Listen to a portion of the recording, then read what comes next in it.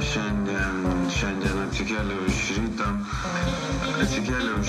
sapnavau, kad važiuoju su taksi.